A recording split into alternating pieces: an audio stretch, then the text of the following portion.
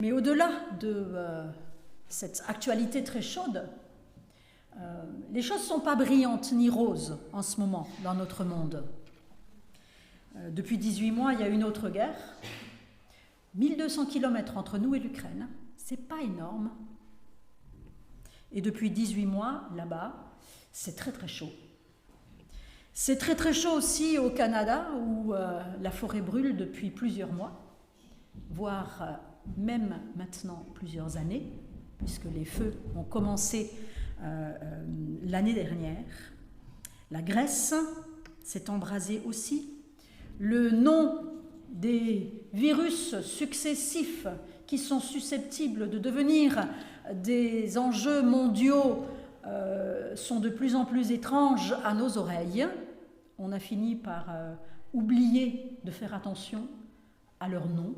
Comment s'appelle le variant actuel de la Covid sur notre territoire? Quelqu'un le sait? Non. Au début, on y faisait très très attention. C'est devenu tellement commun que nos cœurs n'y sont plus sensibles. Et pourtant, jour après jour, semaine après semaine, ces mauvaises nouvelles peuvent construire dans nos cœurs une forme d'inquiétude sous-jacente, permanente. Un peu comme un acouphène. Vous savez ce que sont les acouphènes?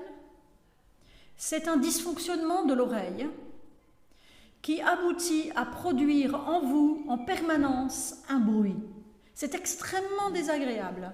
Et les gens qui ont des acouphènes forts peuvent devenir fous. Parce que c'est comme s'ils avaient en permanence une sirène dans les oreilles.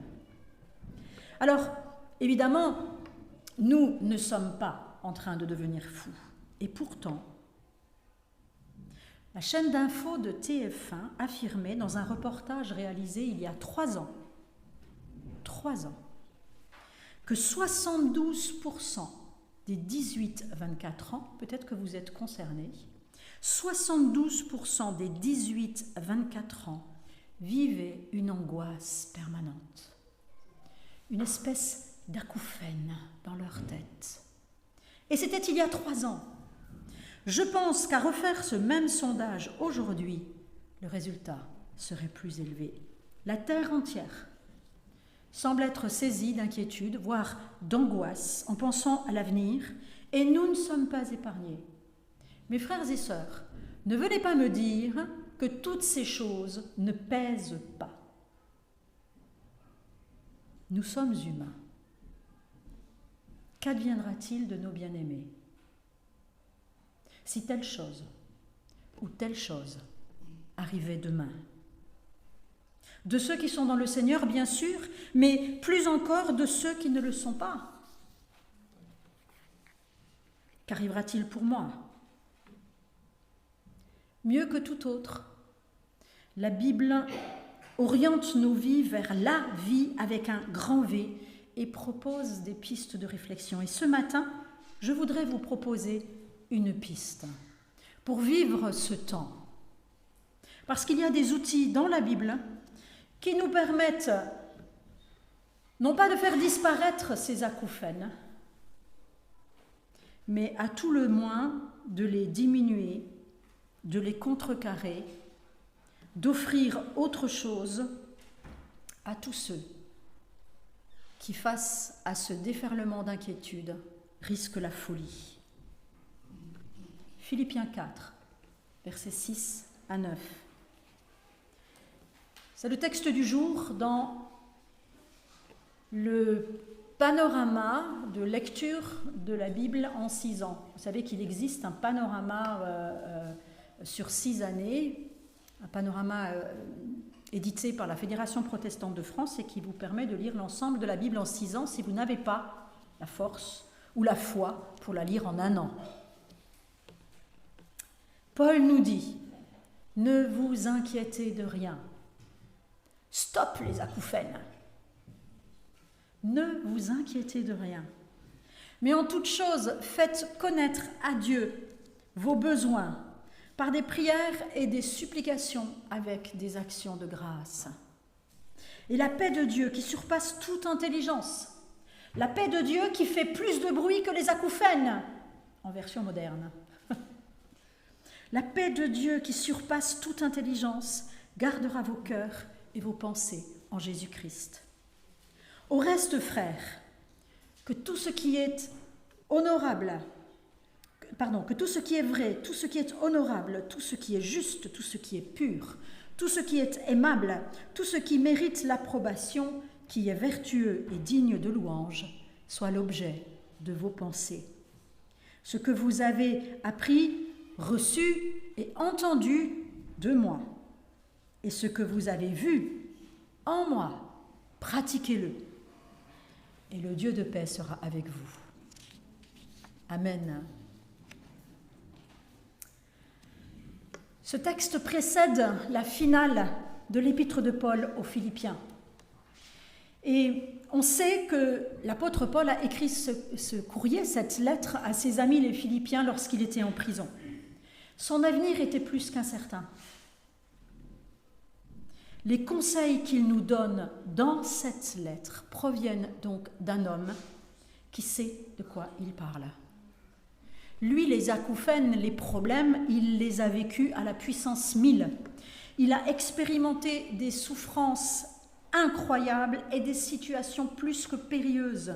Les passages de 2 Corinthiens 1, versets 8 à 10 et 2 Corinthiens 11, versets 23 à 33 nous en parlent, nous donnent un espèce d'aperçu global de tout ce par quoi il est passé dans son ministère, et c'est effarant.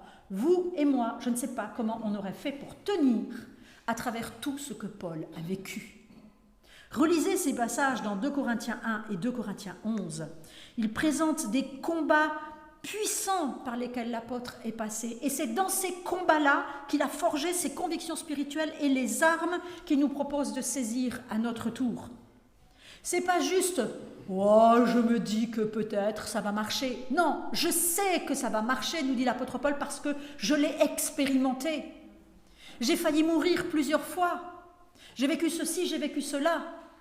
Vous pouvez me croire, même si la somme de ces souffrances et de ces situations difficiles aurait pu m'ébranler, j'ai expérimenté la force de Dieu à travers ces épreuves.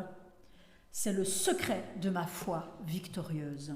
Et ce secret-là, moi, il m'intéresse. Parce que Jésus a dit en Jean, l'évangile de Jean, chapitre 16, verset 1, donc c'est le moment où Jésus se prépare à l'épreuve de la croix. Et il parle à ses disciples, peut-être pour la toute dernière fois, d'une manière vraiment structurée, concentrée. Et il dit, je vous ai dit ces choses. Il parlait de l'amour de son Père pour nous. L'amour de Dieu pour nous, juste avant de monter sur la croix. Je vous ai dit ces choses afin qu'elles ne soient pas pour vous une occasion de chute.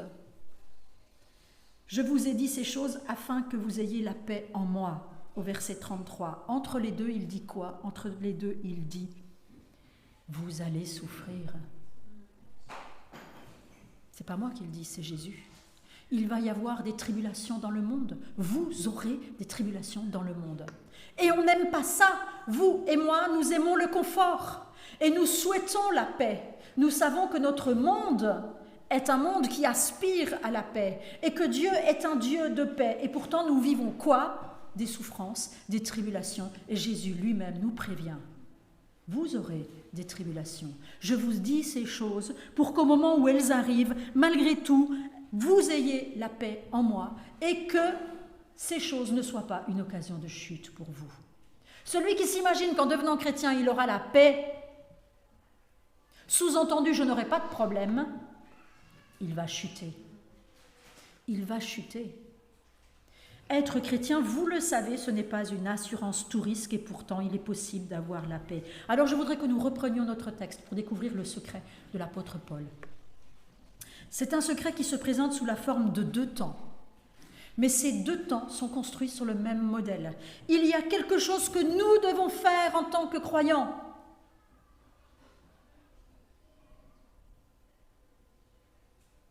Et cette action que nous faisons est suivie d'une réponse de Dieu. Et les deux aboutissent à la paix dans une situation de crise. La première chose que nous avons à faire, c'est faire connaître à Dieu nos besoins. Comment ? Par des prières, des supplications et des actions de grâce. Le résultat, c'est la paix de Dieu qui garde nos cœurs en Jésus-Christ. Le deuxième temps de ce texte, c'est faire le tri dans mes pensées et dans mes actions. Les moyens, 2 outils de mesure, un pour mes pensées, un pour mes actions.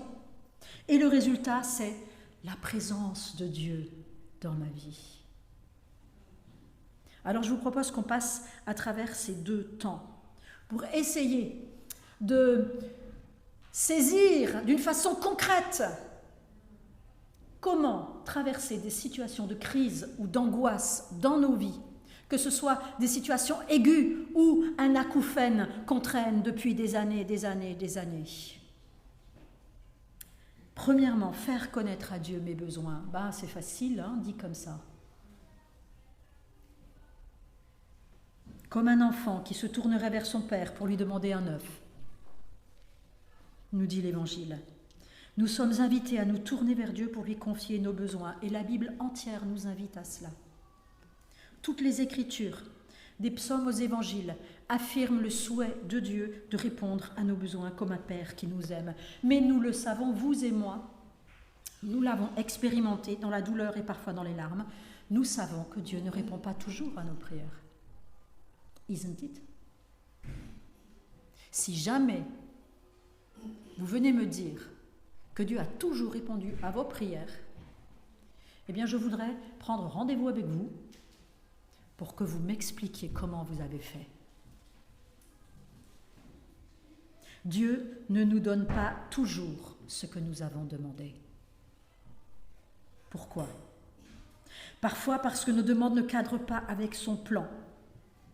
Parfois parce que nos demandes ne cadrent pas avec ce qu'est réellement un besoin.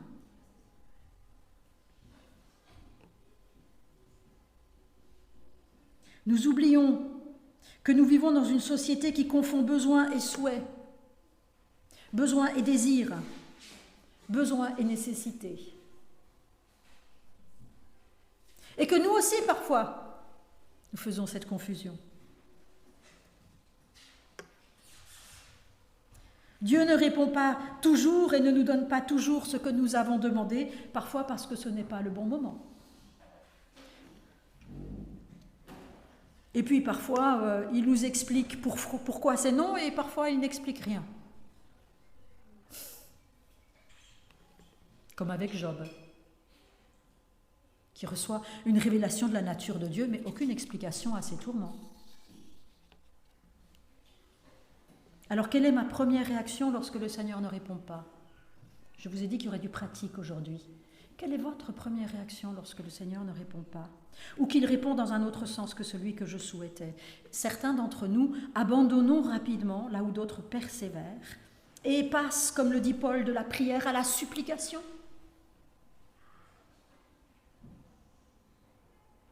Job est passé de la prière à la supplication. Dans un chapitre extrêmement puissant du livre de Job, il a accusé Dieu de le persécuter. Ce n'est que tout à la fin du livre qu'il a compris qu'il pouvait supplier Dieu avec des actions de grâce. C'est tout un apprentissage. On peut supplier Dieu d'intervenir, de donner, d'agir dans la colère. On parlera de la colère dans pas longtemps.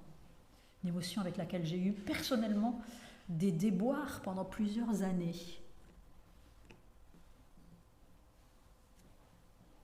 Et puis on peut prier, supplier Dieu dans la reconnaissance. Cela aussi s'apprend.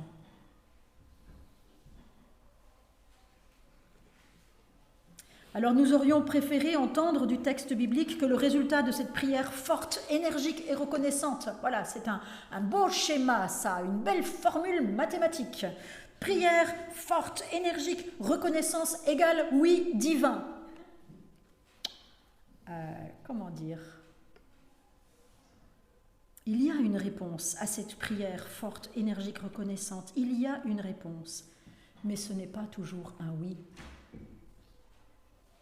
Ce qui nous est garanti, c'est que cette prière a comme résultat de garder nos cœurs et nos pensées en Jésus-Christ. Ce que Paul dit ici, c'est que quelle que soit la réponse de Dieu, mon cœur et mes pensées seront gardés. Et c'est une chose remarquable.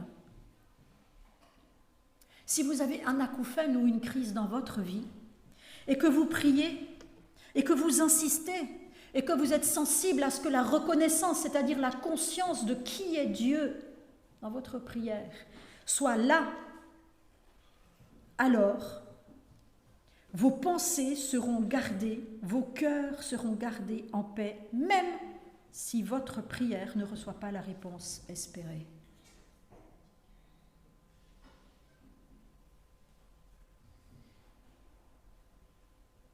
Je vous laisse la paix, je vous donne ma paix, je ne donne pas comme le monde donne. Eh oui, Jésus donne autrement, autre chose que le monde.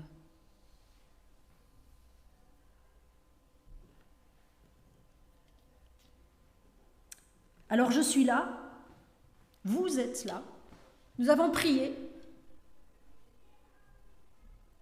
avec foi, avec reconnaissance, avec supplication et ok, rien. Merci Seigneur, parce que malgré tout, mon cœur, mes pensées sont gardées en toi. Mais quand même, je fais des cauchemars. Les pensées arrivent. Je combats. C'est là où je voudrais être pratico-pratique. Parce que Paul nous livre ici un outil, et je crois que lui-même l'a expérimenté. L'outil que Paul nous donne ici lorsqu'il dit « Au reste, frères, tiens, j'y pense, maintenant que je vous parle de votre prière, j'y pense. »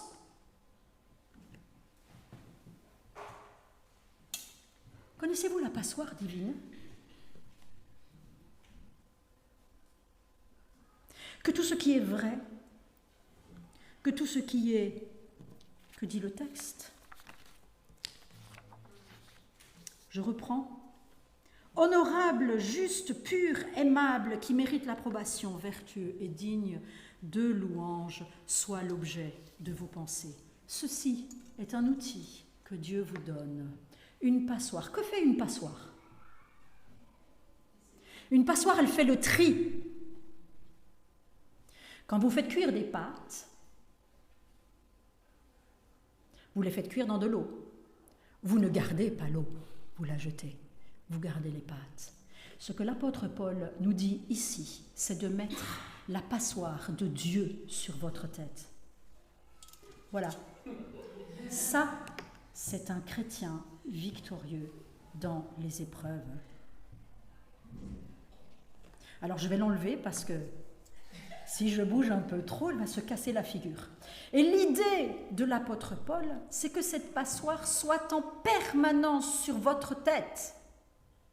Qu'un tri, que vous appreniez dans les différentes circonstances de votre vie à faire le tri au niveau de votre pensée. Ce n'est pas quelque chose d'inédit dans la société antique. Socrate déjà conseillait cela pour les relations interpersonnelles. Il y a une petite anecdote au sujet de Socrate et de cette histoire de passoire. Quelqu'un est venu un jour trouver le grand philosophe et lui dit « Est-ce que tu sais ce que je viens d'apprendre sur notre ami commun ?» Stop, a dit Socrate. Aurait dit Socrate. Avant que tu me répondes, j'aimerais te faire passer un test, celui des 3 passoires. Alors lui, il en avait 3. La Bible en a 7.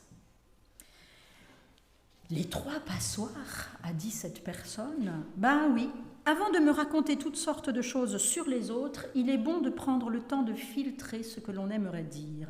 C'est ce que j'appelle le test des 3 passoires. La première passoire est celle de la vérité. As-tu vérifié si ce que tu souhaites me dire de notre ami est vrai? Ah ben non, répond l'autre, j'en ai simplement entendu parler. Très bien, tu ne sais donc pas si c'est la vérité. Essayons de filtrer maintenant en utilisant une deuxième passoire, celle de la bonté. Ce que tu veux m'apprendre sur notre ami, est-ce que c'est quelque chose de bon? Ah ben non, au contraire. Ça serait pas aussi drôle. Donc, continue Socrate, tu veux me raconter de mauvaises choses sur lui et tu n'es même pas certain qu'elles soient vraies. Continuons le test parce qu'il reste une passoire, celle de l'utilité, a dit Socrate. Est-il utile que tu m'apprennes ce que notre ami aurait fait? Non, pas vraiment. Alors, conclut Socrate, si ce que tu as à me raconter n'est ni vrai, ni bien, ni utile, pourquoi veux-tu me le dire? Jolie anecdote qui concerne les relations interpersonnelles. Je pense que ces trois passoires-là pourraient être utilisées avec une grande bénédiction à l'appui, en résultat, si nous la mettions en œuvre entre nous. Mais l'apôtre Paul va beaucoup plus loin parce que ce que lui nous propose, c'est une passoire pour nos âmes, nos vies intérieures. Notre tête est une machine à produire des pensées. Tout comme notre bouche est une machine à produire des paroles. Certaines de ces productions ne sont pas vraiment dignes d'intérêt, n'est-ce pas? Ni au niveau de nos pensées, ni au niveau de nos paroles. Tout, absolument tout, un ressenti physique, la vue de quelque chose, la vue de quelqu'un, une émotion, un souvenir qui surgit, absolument tout peut aboutir à la production d'une pensée.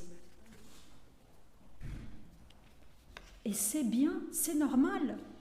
Notre pensée est un cadeau de Dieu, sauf que, de temps en temps, notre cerveau s'apparente à une machine qui pétarade sans cesse. Ça vous est déjà arrivé? Et quand la crise arrive ou que l'acouphène devient très fort, au secours Seigneur, je m'accroche. Ce que l'apôtre Paul nous dit premièrement ici, c'est qu'on peut choisir l'objet de nos pensées. Chers frères et sœurs, ceci est une bonne nouvelle parce que beaucoup de personnes, et je le sais parce que dans les multiples entretiens que j'ai déjà eus en tant que pasteur, un grand nombre de personnes m'ont répondu lorsque je parlais de cela, mais non, je ne contrôle rien. Oui, tu ne contrôles pas la production de tes pensées. Mais tu peux choisir sur quoi tu t'arrêtes. Tu peux choisir ce que tu gardes et ce que tu jettes.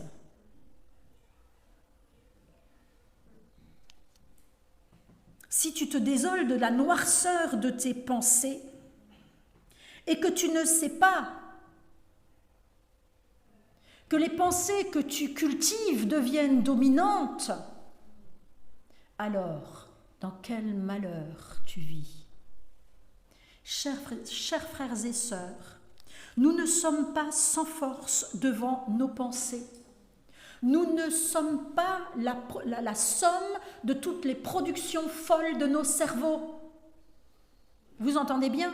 Nous ne sommes pas la somme de toutes les productions folles de nos cerveaux. Nous pouvons choisir les objets sur lesquels nous nous arrêtons et au fur et à mesure que nous choisissons des objets qui sont conformes à la grille de Dieu, au fur et à mesure, nous rééduquons la machine qui pétarade sans cesse dans nos têtes. Paul nous exhorte dans un autre passage d'un autre de ses écrits, en 2 Corinthiens 10, versets 3 et 5, il nous exhorte à cela. Il nous dit, bien sûr, le contexte de ces versets, c'est la controverse entre Paul et les opposants à son ministère. Mais cela s'applique à notre propre marche de disciples. Tout comme la passoire s'applique à nos relations interpersonnelles et s'applique à nous-mêmes en intérieur. C'est le même système. Si nous marchons dans la chair, dit l'apôtre Paul, 2 Corinthiens 10, verset 3, si nous marchons dans la chair, Autrement dit, nous marchons dans une réalité quotidienne. La chair ici n'a pas un sens négatif. Nous ne combattons pas selon la chair. Et là, le mot chair, il a un sens négatif. Car les armes avec lesquelles nous combattons ne sont pas charnelles, mais elles sont puissantes par la vertu de Dieu pour renverser des forteresses. Écoutez bien ce qui suit. Écoutez bien ce que dit l'apôtre Paul. Il dit, nous renversons les raisonnements. Nous renversons toute hauteur qui s'élève contre la connaissance de Dieu. Et nous amenons toute pensée captive à l'obéissance de Christ. Ces versets sont souvent, pratiquement toujours utilisés pour parler de l'apologétique, de la défense de la foi. Mais qu'est-ce que vous voulez défendre ? Si vous n'êtes même pas capable, si nous ne sommes pas capables de contrôler les productions de nos propres cerveaux et d'amener nos propres pensées captives à l'obéissance du Christ. D'abord dans ma vie, je dois combattre pour renverser les raisonnements qui m'accablent, les inquiétudes sournoises, les mensonges que l'ennemi me fait croire. D'abord dans ma vie, je dois détruire toute hauteur qui s'élève contre la connaissance de Dieu. D'abord, dans ma vie, je dois amener toute pensée captive à l'obéissance du Christ. Ça s'appelle la vie de disciple. Les critères que l'apôtre Paul nous donne dans cette passoire pour examiner et décider de retenir nos pensées sont en nombre de 7, je l'ai dit tout à l'heure, dans les milieux hébraïques. 7, c'est le chiffre de la plénitude divine. Et ça commence, comme pour Socrate, par la vérité. Qu'est-ce que la vérité ? A dit Pilate. Je crois que la question est mauvaise. Pour nous, la bonne question c'est qui est la vérité ?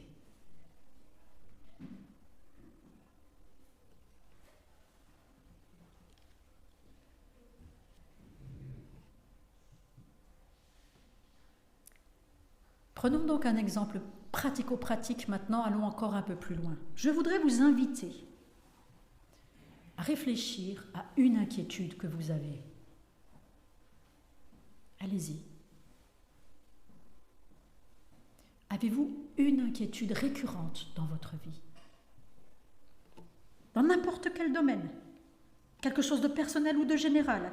Inquiétude climatique, soucis de santé, recherche de travail qui s'éternise, un conjoint, un ami non chrétien, etc. N'importe quoi. Ça y est, vous l'avez votre inquiétude. Maintenant, posez-vous la question suivante. Premier trou de la passoire.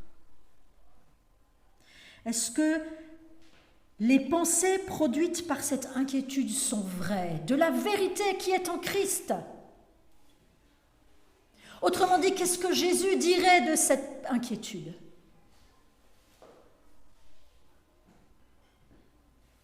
Allez-y. Qu'est-ce que Jésus a à dire, lui qui est la vérité, sur cette inquiétude ? Déjà là, rien qu'avec cette question-là, vous savez que 80% de vos pensées passent à la poubelle ou terminent au fond de l'évier. Mais si jamais, Jésus disait oui,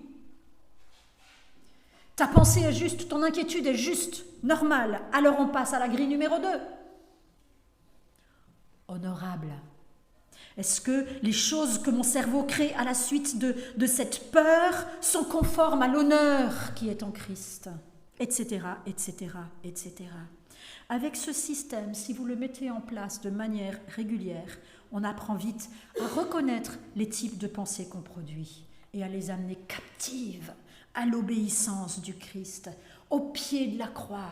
Ces pensées-là qui ne sont pas conformes, elles n'ont mérité qu'une seule place, c'est au pied de la croix. Alors peut-être que c'est encore trop compliqué pour vous. Il y a 7 critères, Joël, tu comprends, je n'ai pas fini d'arriver à la deuxième ou à la troisième qualité, ou troisième critère de ta passoire, que déjà ma tête a produit 1000 autres pensées. C'est possible. Alors, appliquez ce que j'ai utilisé en dernier recours pendant des années. J'appelle ça la théologie des petits pas.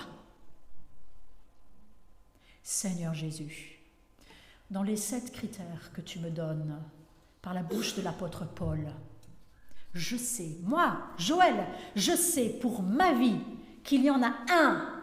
Il y a un critère qui me touche plus particulièrement que tous les autres, parce que je sais que dans celui-là, j'ai des problèmes, parce que je sais que c'est dans celui-là que j'ai le plus de problèmes. Ça peut être l'honneur, ça peut être la vérité, ça peut être la justice, ce n'est pas grave. Alors choisissez-en un seul point. Seigneur, je fais de ce critère-là et de ce point-là l'objectif de mon année. À partir de maintenant, je vais vérifier toutes mes pensées, non pas aux 7 critères parce que c'est trop pour moi, mais à l'aune, à la mesure de ce critère-là seulement. La théologie des petits pas. Poursuivez 1000 objectifs, vous n'arriverez nulle part. Poursuivez-en 7, peut-être que vous arriverez si vous êtes très discipliné. Poursuivez-en 1, faites-le le but de votre vie pendant plusieurs mois et vous grandirez dans la foi. Et puis 6 mois après, quand vous verrez que la rééducation spirituelle vous aura permis d'être plus solide dans la foi dans ce domaine-là, priez, choisissez-en un autre. Nous sommes dans Romains 12, verset 2. Ne copiez pas le monde, mais soyez transformés par le renouvellement de l'intelligence. Ça ne se fait pas comme ça, ni par une baguette magique. Ça se fait dans un travail permanent entre vous et le Saint-Esprit. Saint-Esprit, j'ai encore chuté. J'ai encore construit mon action sur la base d'une pensée qui n'était pas conforme à ce que tu souhaitais.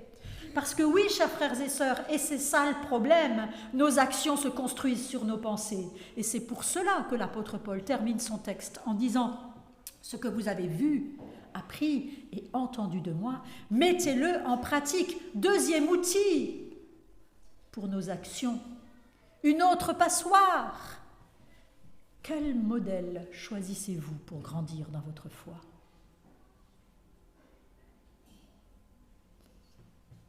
L'apôtre Paul se donne lui-même comme modèle aux Philippiens. Oh, il est quand même culotté, hein ? Bon, c'est l'apôtre Paul. Moi, je ne me permettrai pas de me donner comme modèle aux autres. Peut-être que certains me prennent comme modèle, que le Seigneur les bénisse et les garde. Toute la Bible nous propose de nous choisir des modèles parmi nos frères et sœurs. Des gens, des hommes et des femmes de foi en qui nous voyons des fruits. Pas juste un, mais peut-être 2 ou 3. Tiens, cet homme-là, je trouve qu'il porte du fruit dans la prière. Tiens, cette femme-là, je trouve qu'elle porte du fruit dans tel et tel domaine, dans l'évangélisation, dans ceci, dans cela. Choisissez des hommes et des femmes de foi en fonction de ce que vous avez vu et entendu d'eux. Non pas singez-les, mais pratiquez les œuvres qu'ils pratiquent. Entre la passoire sur nos pensées, la grille de contrôle de nos pensées, afin que nous les mettions en conformité dans la prière, par l'action de l'Esprit en nous, à ce que Dieu veut. Et la deuxième grille, la modélisation entre frères et sœurs. Nous allons grandir dans la foi si nous mettons ces choses-là en pratique. Alors, la paix de Dieu et la présence de Dieu nous sont garanties, nous dit la Bible. Alors, qu'est-ce que c'est que la paix de Dieu et la présence de Dieu ? Et je termine là-dessus. La paix de Dieu, c'est cette sécurité intérieure que quoi qu'il se passe à l'extérieur, Dieu est là. Dieu est là. La présence de Dieu, que vous la ressentiez ou que vous ne la ressentiez pas, elle est là. C'est une promesse. Sécurité pour nos âmes en temps de difficulté. Dieu est bon. Il ne nous laisse pas sans outils. Il ne nous laisse pas sans son esprit, toujours et à jamais. Il est là, avec nous, avec vous, pour peu que vous vous engagiez dans ce travail intérieur de renouvellement de l'intelligence, avec ses critères à lui, avec ses outils à lui. Alors, je sais que j'ai posé ma passoire. Il ne faut pas que je l'oublie parce que l'autre jour déjà, mon mari la cherchait pour les pâtes. Je sais que tout à l'heure déjà, une personne m'a interpellée par rapport à des inquiétudes dans sa vie. Alors je voudrais qu'on prenne un temps de prière. Parce que les soucis dans le monde ne vont pas diminuer. Je ne veux pas jouer le prophète de malheur en disant qu'elles vont augmenter, mais de toute façon, elles ne vont pas diminuer. Parce que le monde reste monde. Il nous faut donc apprendre, dans une période de paix relative, je parle de la paix du monde, nous sommes épargnés encore ici, plus ou moins en France. Apprenons donc dans cette période de paix relative à gérer nos angoisses, nos inquiétudes, nos peurs, nos émotions fortes, afin qu'elles ne nous déstabilisent pas et qu'elles ne nous fassent pas sortir du sentier de Dieu. Donc je voudrais maintenant prendre un temps de prière, que nous prenions ensemble un temps de prière. Si l'inquiétude, l'angoisse, le trouble intérieur fait régulièrement surface dans vos vies, je vous demande de fermer les yeux, frères et sœurs. Levez-vous simplement, non pas devant moi, vos frères et sœurs ont les yeux fermés, personne ne vous voit, il n'y a que Dieu. Levez-vous devant Dieu. Et que, tout simplement, dans vos cœurs, vous fassiez cette prière qui consiste à dire « Apprends-moi, Seigneur, à utiliser ces critères que tu me donnes pour vérifier la conformité de mes pensées, la conformité à ta vérité, la conformité à ta nature divine, la conformité au projet que tu as pour moi. Apprends-moi, Seigneur. Je sais que je me laisse aller, je sais que mes pensées ne sont pas souvent conformes à tes critères. Alors, Seigneur, apprends-moi. Demandez aussi au Saint-Esprit de vous guider dans le choix du critère, ce critère, grâce auquel vous allez pouvoir grandir, mûrir spirituellement, si vous le mettez en œuvre dans vos vies. Saint-Esprit, viens à notre secours. Nous voulons, au moment de la crise, au moment de la difficulté, être trouvés debout, comme un guerrier, armé comme un guerrier, comme une guerrière devant toi, avec tes armes à toi dans la main. Apprends-nous la vie de disciple, Saint-Esprit. Apprends-nous à collaborer avec toi. Apprends-nous cette discussion intérieure avec toi. Rééduque nos pensées. Seigneur, nous t'en donnons l'autorisation. Saint-Esprit, nous te remercions parce que malgré tout, tu es toujours là avec nous. Tu continues à travailler avec nous, à travers nous, et nous voulons te bénir pour cela. Bénis mes frères et sœurs qui vivent ces inquiétudes. Donne-leur de se saisir de cette conviction qu'ils peuvent agir dans leurs pensées et que par ta grâce, ils grandissent, ils mûrissent pour devenir chaque jour davantage conformes à toi. Nous te le demandons, Père, dans le nom de Jésus. Amen.